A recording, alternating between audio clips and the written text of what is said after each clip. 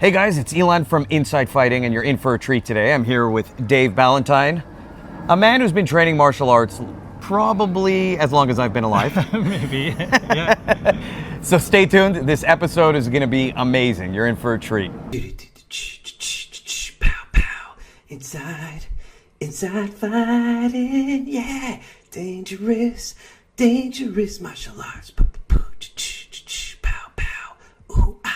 All right, so Dave and I were talking, and you had an amazing story about how you got into martial arts that I want everyone to hear. Sure. It's a bit of a long and winding path, but hopefully that's We got time. All right. Yeah, so I was saying, as a young guy, I was, big into kung fu movies and that kind of thing. Coming up in like the 70s and 80s, I'd watch all the Shaw Brothers movies. I don't know if you remember those. Nope.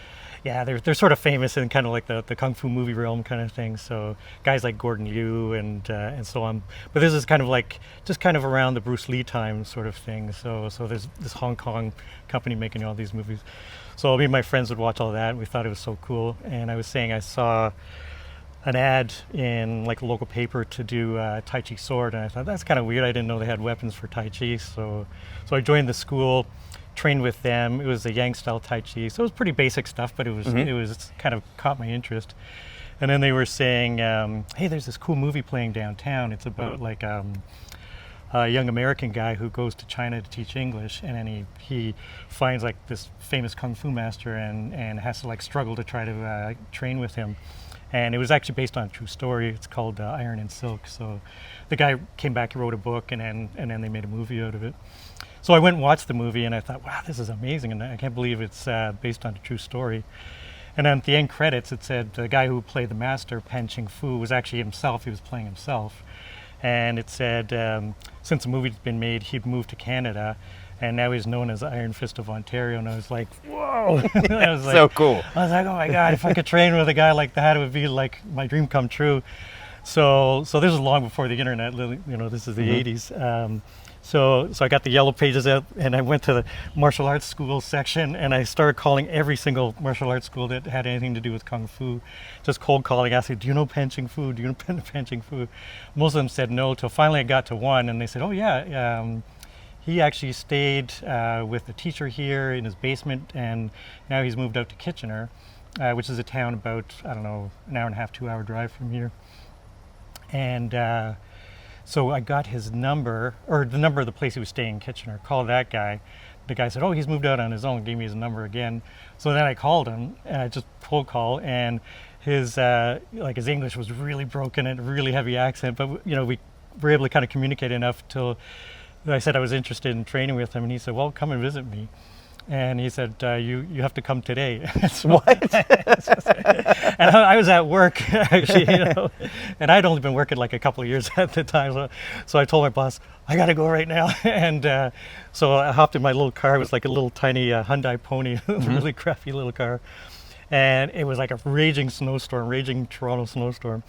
And so I started driving, made it there, and I was like about, I don't know, an hour and a half late kind of thing, because the snow was bad, and I was going around Kitchener trying to figure out where he was. And then finally, I get to the apartment, and I hit the buzzer. He says, come up.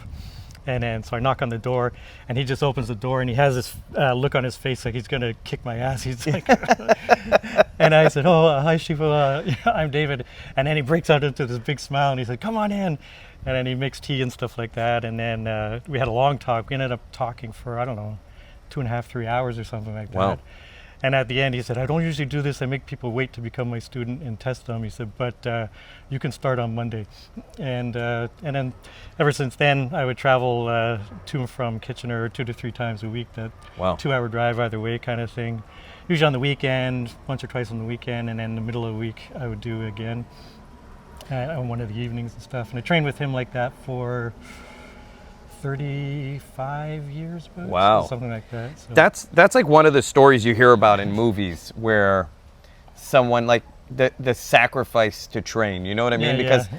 I'll be honest, the way I trained, I was kind of lucky. The styles I wanted were near me. I didn't Right. even know they were the styles I wanted. I Yeah, just yeah. went and I trained at a school that was a Filipino martial arts school. I'd never heard of it. I saw a movie when I was younger that I was super into with stick fighting, and it turned out to be Filipino martial arts. I didn't know until I found Filipino martial arts. Okay. Lamford? Lamford!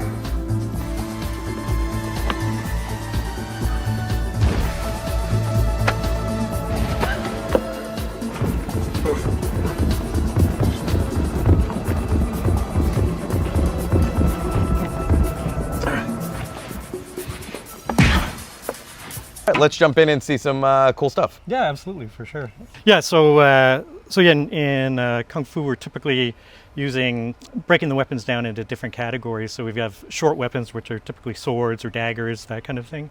Long weapons, so then you're looking at, spear and staff, and then these weapons here. This is a guandao, and this is a pudao.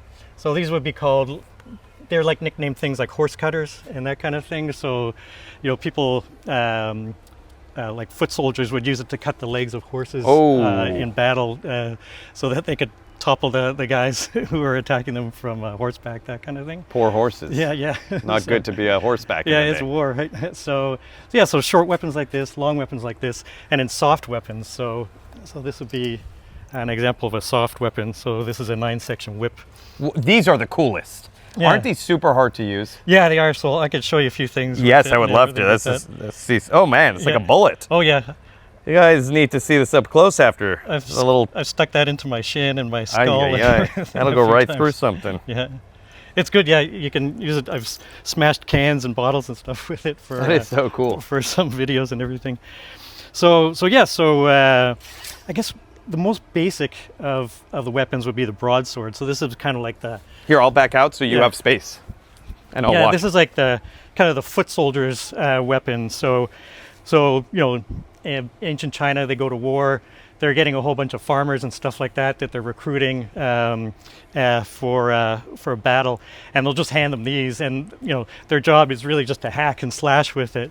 But later on, of course, would develop more techniques. So the single broadsword, there's a lot of like protecting behind the back, slashing like this, around, stabbing, that kind of thing. Oh, that's a cool sound. Yeah, these are sort of light, so you get the snap when you know that you've let your energy go, all the way through your body to the tip of the sword, kind of thing. Can I learn that exact pattern from you? Of course, yeah, for sure. Coming back in. Yeah, here, let me get a better sword for you. So I don't kill myself? Yeah. So typically you've got your stabbing, so that you could just stand in a natural stance here, go from the waist, and then have your hand here, and then you're going to come out and then thrust like that, and try to get your hand here. Yeah, and you try to keep everything loose so that the energy goes right to the end. Nice. Yeah, that's good. I am not doing this as well as you, but no, that's really good. so you're keeping this here, and Yeah. it. That's Oh, right, there it is. I you felt go. it. Yeah. Yeah, perfect. It's that relaxed. This is something that I've noticed a lot of Chinese martial arts have. This is very cool to practice. I do Filipino martial arts. We use weapons, but yeah. Perfect. Nice. Yeah, and this is like typical. It is kind of typical of Chinese martial arts. So, I also after my master that we talked about, after he died, I started traveling to China, to Wudong in China. Where they have the Taoist monks and that kind of thing, Taoist priests. So I trained on the mountains there for a few years off and on, like a month or so per year. But anyways, one of the things I learned from them is this whole idea of everything being soft until the final bit. So soft. Even their fists, they're not even really clenching their fists, so they're just about to make contact. So they're like. So when you were showing this just now, I was actually going to say this feels like a great empty hand drill to develop kind of a strong whipping punch. I've seen that in a lot of Kung Fu systems. You don't see it as much in other systems where there's like this relaxed whip until the end. Yeah. It's like whipping force is very common in Chinese style, but the weapon is a great way to. And you're doing this with your wrist at the end. You're almost right, like, yeah. That's yeah, what I'm trying to. You end up kind of like this, yeah. Yeah, I'm not getting to that full. There we go. Yeah, you should be able to kind of start at the waist, and then you're coming up, and yeah. I'm feeling it. Yeah. Okay, and then you did around the neck. That's right. Around yeah. the back. So yeah, those are important drills too. So there's like, this is like protecting yourself against a slash, Okay. right? So somebody's trying to hit across your back, you can protect here. And then you come around, and you come around. So here you're slicing right across somebody's belly. And then at the end, you turn this over. So now you're ready to slice again, and you can slice out to the other side, somebody behind you. Then you let it rest here. Yep. Bring it over your head. Yeah, and then pull back. And then you can step and then thrust. Yeah. Okay, I'm gonna try this. So step 1 was out, Yeah.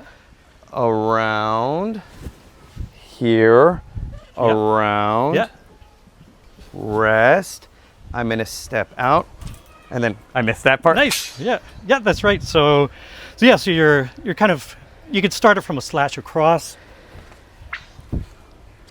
So cool. like that first movement. The first one here. Yeah. So you're protecting against cuts here. And then you're cutting right nice and open around. Yeah, you're really extending, then you're bringing it right That's back. right, yeah. And then you're protecting again your back. Yeah. And then up and over, pull back, and then step, and then see the little channel here? That's to help funnel the blood out. So when the sword goes into a body, it's like suction. You can't pull the blade out. So that's what these kind of channels are in swords, is to let the blood kind of release so you can actually pull it from the body. Oh, no way. That's something I've never heard of before. It's good to have that, I guess, when you're chopping people up That's in right. China wars. I'll have discussions with people online, and they'll be like, why are you bothering learning these 2,000-year-old weapons? What's it for? And yeah, for sure, I'm not going to be walking around Toronto protecting myself with a big sword or anything like that. But it's about understanding body mechanics and a lot of the stuff. Like even we were doing this translates into punches and that kind of thing as well. And a zombie apocalypse. I always tell Exactly, people, yeah. if there's a zombie apocalypse, this is the weapon I want. Yeah. This is like the weapon that you don't need to reload. That's right. You don't lose. Yeah. Zombies come close. Yeah. Zombies are resistant to bullets. There you go. So here you got something you can just take off their head. When Civil War ever does break out, people are going to realize that swords are very valuable. Oh yeah, for sure. Let's hope Civil War does not break out. That's And then they started developing more and more techniques because these were weapons they could just hand to, like I was saying, farmers and stuff like that, and put them out onto the battlefield. But then things got more refined. And then also, as this turned into more refined techniques, then we ended up with double sword That's pretty. techniques, more more kind of refined things. So these are kind of like real sort of blistering attacks where, I don't know if I can go to the camera, where you're just kind of like a whirlwind in front of the Can I try the that, camera, or for without sure. killing myself? Yeah, here I'll take.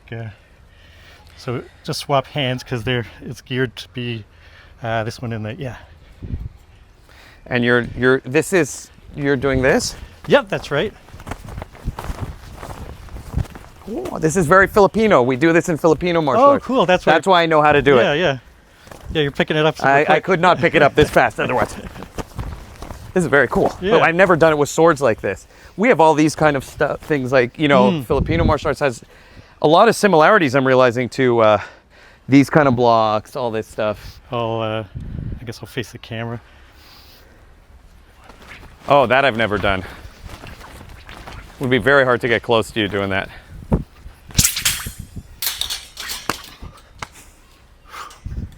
Yeah, so this is the Chinese straight sword. So the other one's called Dao, which just means knife. This is called jian, which means long straight sword kind of thing. Yeah. So that one, like I said, was more of like the infantryman's weapon that people would march into battle with. This is more of was always like a gentleman's weapon. So while it's a sword, the techniques are completely different because it's more like fencing. Like you're parrying, you're thrusting. So you're using range tremendously. Yeah. This reminds me of Highlander for some reason. Oh right, yeah, with the big. There could only be one. Yeah. Do you mind me asking? So can I see those movements again, and I'll ask some questions on them? Sure. I saw you do some things I was curious about. Yeah, I mean, this would be like a parry. So typically you always have your other hand like this when you're using this type of sword. So you're parrying, you might be receding, and then you might come down, thrust up, and then you could stab back, and then thrust out kind of thing. So what is the purpose of the leg lift and of the fingers being like this? The finger thing, they call this sword fingers, even though this is the sword, but it's more of like you're balancing out the movements in the body, and rather than just kind of the hand being loose. So it creates, I guess, sort of a discipline of movement or something like that. Things like lifting up the other leg is just to get range. So I could be hitting somebody here, but if I can Oh yeah, get a little that's bit a more huge range, difference. you know, so that kind of helps those sorts of things. You know, and here I showed like this movement. So here, you know, we're blocking down, and then somebody's attacking high. You can stab high. Somebody's coming behind you. Yeah. I didn't do your foot right here. And then you can step over, and then slice down. I do a position I call I don't want it to. I call it the spear, right? It's a defensive position. It's the same idea. It's just my hand out moving. Oh, okay. And any punch that comes in, you see how I'm tight. If you throw any punch, throw anything. We just are always in a position to just fence. Right. Oh, that's It's just nice. a fencing philosophy for fighting. So it doesn't matter what's coming in. Yeah. This is protecting and this is moving. And we keep it as kind of the idea of the sword. Yeah, we do a similar kind of thing. There's a kung fu called xingyi. So you gather like this, right? And then you're fighting. So if you were to have, I don't know, let's say a right, like a right jab or something like that, you come in and then It's the same idea. just sliding, you know, and across the thing. And that feels like the sword. Yeah, The way you're holding it and the way you're moving with it, it's a similar idea as if you had the sword and you were... that's right. So even if we square off with the swords, you know, if we're kind of fencing like this, that's the whole thing. You want to be able to fence around, come in. And now you're right in. Or even just slide. Oh yeah. You know, that kind of thing. So there's a lot of that. And then some of the movements I did like this. That's if somebody's attacking with like a spear or staff. You can block down, deflect it, and then you might just slide back up it. Or in the case of these little movements exercise I'm doing, somebody then is coming high. You can attack high. Yeah, I like that. I've never done that movement before. Yeah, But you do it here. that's right. Yeah, if you start with the most basic, it's just the staff or the stick. Some people call it a bow. So that's the Japanese word is for staff.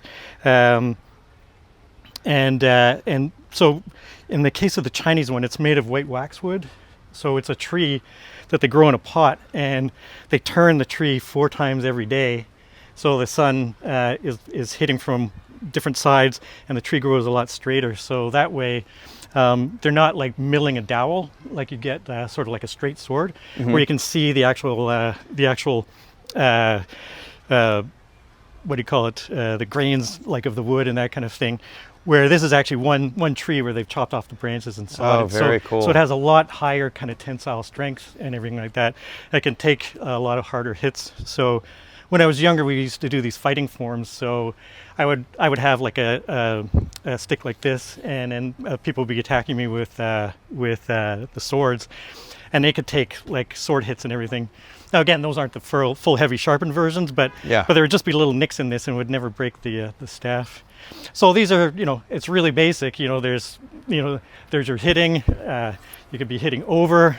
You could be thrusting through. You could be uppercutting like this. And then there's blocking too. So you'll see people that do what my teacher called a flower. You know, and some people think this is just kind of for show, but it has like a lot of blocking and attacking purposes as well. So, you know, if somebody's coming for my leg, then I can block down like this and then strike again over the top kind of thing. It's my favorite weapon because it's the kind of thing that you can just historically give to any villager. It doesn't require metal. Yeah. And it's a simple weapon that you can create a militia out of in any environment. Yeah. So such an underrated weapon. This feels very smooth. Not what I was expecting. This one I've had for well over 30 years. And so it's actually smooth just from, I know it's gross, but my sweat and using it and everything like that. So it's create like 30 years, wow. Let's create like a shine on it and everything. Woo! Like That would hurt. Yeah. Trying to condition my... I have a problem, folks. When I see something, I have to hit myself with it on the shins. I have to feel it. This, you know, it's interesting. This could take out a guy with a sword because you have such a range advantage. Yeah, yeah. How are they going to get past it? You're going to be hitting them in the head. You're going to be Yeah, you can go down for the legs and the feet. Yeah.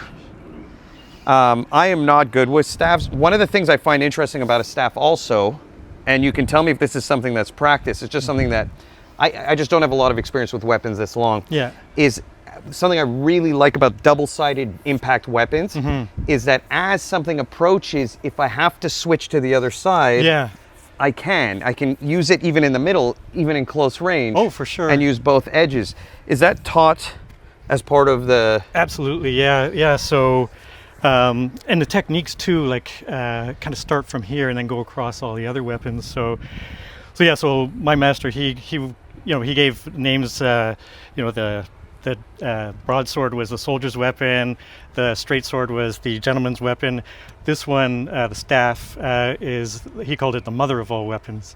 So everything kind of comes from this. Like a lot of other weapons are developed just from a stick, and a lot of techniques and everything as well. So yeah, absolutely. You know, when you're squaring off against someone, you know, you can be blocking, you can be thrusting, and some of those movements will go into spear, which I'll show you, blocking either way.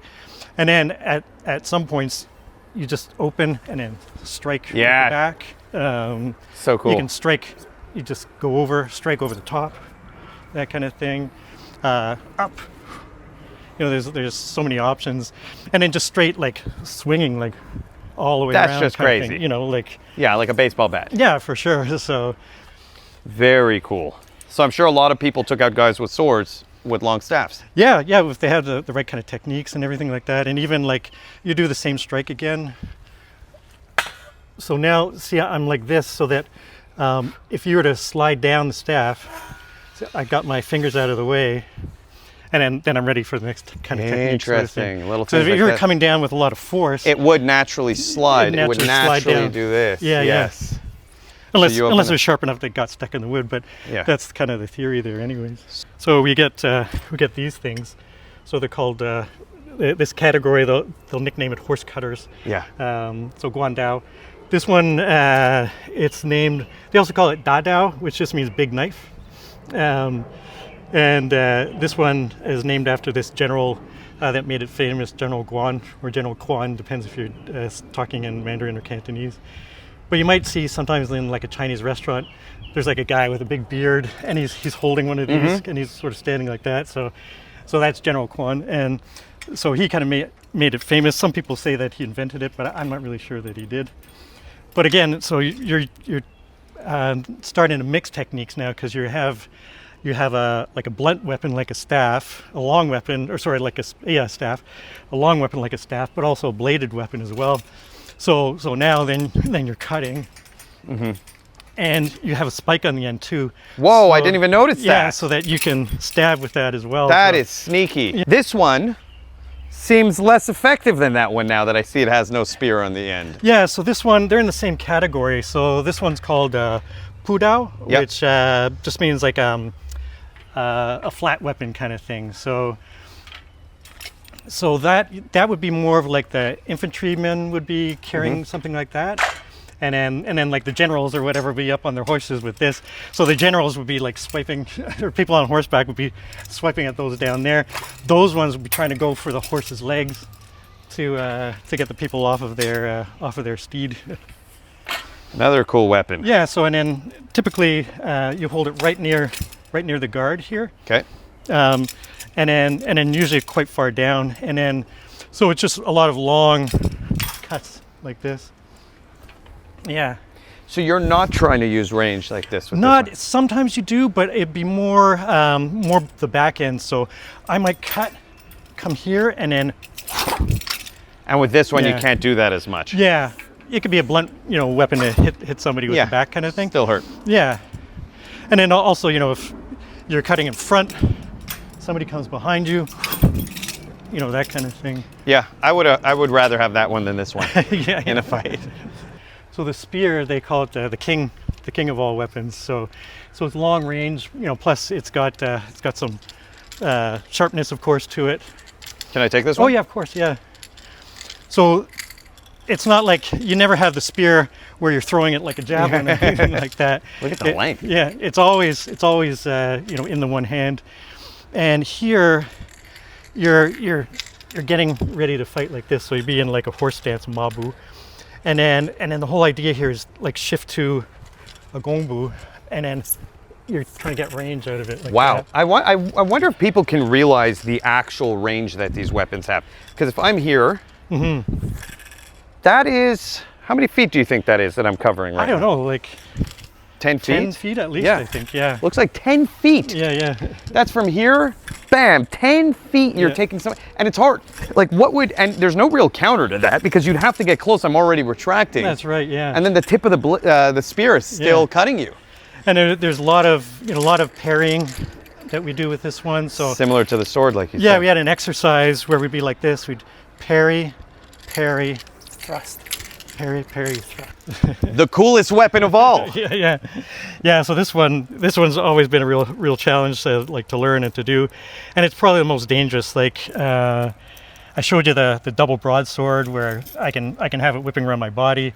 And I remember doing a demonstration actually, and with Master Pan, and so he had a bunch of us on stage, and we were doing different techniques or whatever. So I had to do a technique where I was waving the swords like this, and I ended up cutting my own forehead. And so I saw everybody eyes in the audience kind of open up as the blood's kind of streaming down my face, and I get to the back to take my turn, and then people are kind of patting my forehead down so I can go back out again. But anyway, so those kind of weapons, like the broadsword or the straight sword, Master Pan would say those weapons are like children. They'll listen to what you have to say. You can guide them, and they'll work. He said the long weapons are like adults. You know, they're kind of refined. They have experience, and they kind of know what you're doing. So you have to guide them, but a lot of the work is done for you by the shape of the weapon itself.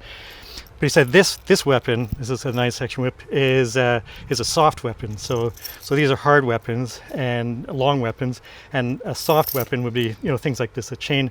So he said if that's a child and that's an adult, this is a teenager.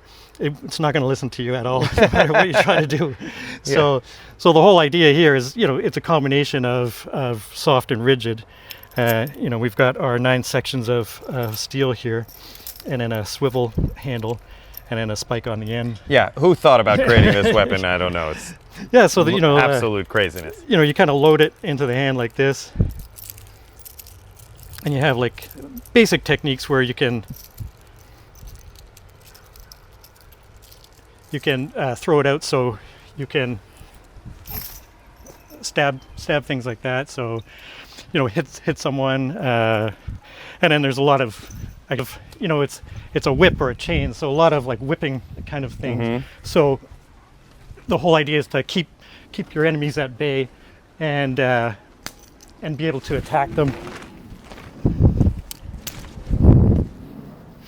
That's very cool. Yeah. So, and there's basic exercise you might see, especially guys that are doing like wushu and stuff like that. This has become really popular in the performance-based wushu. Their versions of the 9-section whip are a lot lighter. This one's more of a combat version, but they'll do a lot of exercises like this. So it's about control, coordination, timing, that kind of thing. I was younger and I was worried about being in dangerous situations, then I would often just have this in my pocket just in case. If someone pulled that out on me, I'd be very confused. Yeah. Well, this was a ton of information today. Yeah. I think people are going to love it. I think I've never showcased these kind of weapons on the channel, so Great, okay. hopefully you guys loved it. Thank you so much. Yeah, my pleasure. Dave Ballantyne, ladies and gentlemen. And it was a real honor coming here today and having you showcase all this stuff. It was really, really educational for me. Yeah, thanks for I really joining me. appreciate it. Yeah, that was fun. Thank you. All right. Shout out to your channel. Oh, my channel, yeah. My channel is called Da Wei Gong Fu. So Da Wei is just like the Mandarin way of saying David. Okay. And then Gong Fu is Gong Fu. Okay. And Gong Fu is Kung Fu. And so some people think Kung Fu is the martial art, but all Kung Fu means is hard work. And so you can be a Gong Fu gardener or a Gong Fu taxi driver. So the martial arts is the martial arts, but so my channel is just about, you know, working as hard as I can as I get older in life and everything. Amazing. Give him a follow, guys. The channel will be in the description below. And like and subscribe. Come on. Of course.